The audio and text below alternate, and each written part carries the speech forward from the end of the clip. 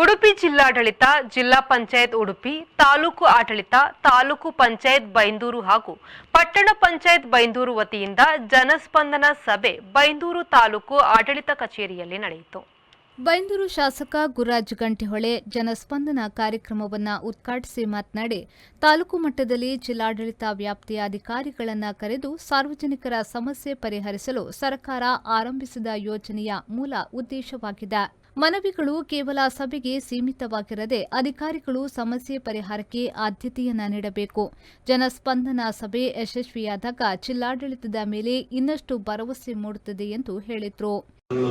ಸ್ವೀಕಾರ ಮಾಡ್ತಾರೆ, ಅದು ಹೇಗೆ ಮುಗಿತದೆ ಅನ್ನುವಲ್ಲಿವರೆಗೆ ನನಗೂ ಒಂದು ಪ್ರಶ್ನೆ ಇತ್ತು. ಕಳೆದ ಸರ್ತಿ ಜನಸ್ಪಂದನ ಆದಾಗ ಹೆಚ್ಚು ಕಡಿಮೆ 160 ಚಿಲ್ಲರೆ ಮಾಹಿತಿಯಲ್ಲಿ ಅಲ್ವಾ, 160. ಉಡುಪಿ ಜಿಲ್ಲಾಧಿಕಾರಿ ಡಾ ವಿದ್ಯಾಕುಮಾರಿ ಅಧ್ಯಕ್ಷತೆ ವಹಿಸಿ ಮಾತನಾಡಿ, ಕೆಲವು ಸಮಸ್ಯೆಗಳು ಅನೇಕ ಸಮಯದಿಂದ ಬಾಕಿ ಉಳಿದಿದ್ದು ವಿವಿಧ ಇಲಾಖಾ ವ್ಯಾಪ್ತಿಯಲ್ಲಿ ಅವುಗಳನ್ನು ತಕ್ಷಣ ಪರಿಹರಿಸಿ ನ್ಯಾಯ ಕೊಡುವ ಉದ್ದೇಶದಿಂದ ಸರ್ಕಾರ ಜನಸ್ಪಂದನ ಸಭೆಯನ್ನ ಜಾರಿಗೆ ತಂದಿದೆ. ಇದರಿಂದ ಸಾರ್ವಜನಿಕರ ಬಹುತೇಕ ಸಮಸ್ಯೆಗಳು ಸ್ಥಳದಲ್ಲಿ ಇತ್ಯರ್ಥವಾಗುತ್ತದೆ ಎಂದರು.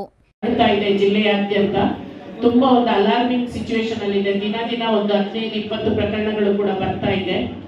ಡೆಂಗ್ಯೂಗೆ ಯಾವುದೇ ರೀತಿಯ ಔಷಧಿ ಇಲ್ಲ. ಅದಕ್ಕೆ ಪ್ಯಾರಾಸಿಟಮಲ್ ಏನು ಜ್ವರದ ಮಾತ್ರೆಯನ್ನೇ ನಾವು ತಗೊಳ್ಬೇಕು.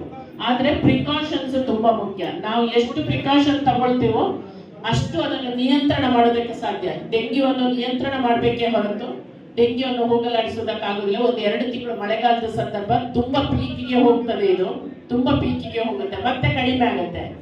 ಆದ್ರೆ ಈಗಾಗಲೇ ಕೆಲವು ಜಿಲ್ಲೆಗಳಲ್ಲಿ ಡೆಂಗ್ಯೂಯಿಂದ ಪ್ರಾಣ. ಈ ಸಂದರ್ಭದಲ್ಲಿ ಅಪರ ಜಿಲ್ಲಾಧಿಕಾರಿ ಮಮತಾ ಕುಮಾರಿ, ಪೊಲೀಸ್ ವರಿಷ್ಠಾಧಿಕಾರಿ ಡಾ ಅರುಣ್, ಜಿಲ್ಲಾ ಪಂಚಾಯತ್ ಮುಖ್ಯ ಕಾರ್ಯನಿರ್ವಹಣಾಧಿಕಾರಿ ಪ್ರತೀಕ್ ಬಯಲ್, ಕುಂದಾಪುರ ಸಹಾಯಕ ಕಮಿಷನರ್ ರಶ್ಮಿ ಆರ್, ತಾಲೂಕು ಪಂಚಾಯತ್ ಮುಖ್ಯ ಕಾರ್ಯನಿರ್ವಹಣಾಧಿಕಾರಿ ಭಾರತಿ, ಬೈಂದೂರು ತಹಶೀಲ್ದಾರ್ ಪ್ರದೀಪ್ ಆರ್, ಡಿಡಿಎಲ್ಆರ್ ರವೀಂದ್ರ, ಬೈಂದೂರು ವೃತ್ತ ನಿರೀಕ್ಷಕ ಪವಿತ್ರ ತೇಜ್, ಪಟ್ಟಣ ಪಂಚಾಯತ್ ಮುಖ್ಯಾಧಿಕಾರಿ ಅಜಯ್ ಭಂಡಾರ್ಕರ್ ಹಾಗೂ ವಿವಿಧ ಇಲಾಖೆಯ ಅಧಿಕಾರಿಗಳು ಉಪಸ್ಥಿತರಿದ್ದರು. ಶಿಕ್ಷಕ ಗಣಪತಿ ಹೋಬಳಿದಾರ್ ಹಾಗೂ ರಾಮಕೃಷ್ಣ ದೇವಾಡಿಗ ಸ್ವಾಗತಿಸಿ ಕಾರ್ಯಕ್ರಮವನ್ನು ನಿರೂಪಿಸಿದರು. ಕ್ಷೇತ್ರ ಶಿಕ್ಷಣಾಧಿಕಾರಿ ನಾಗೇಶ್ ನಾಯ್ಕ್ ವಂದಿಸಿದರು. ಜೆಪಿ ಬಡಾಕೆರೆ, ವಿ4 ನ್ಯೂಸ್, ಬೈಂದೂರು.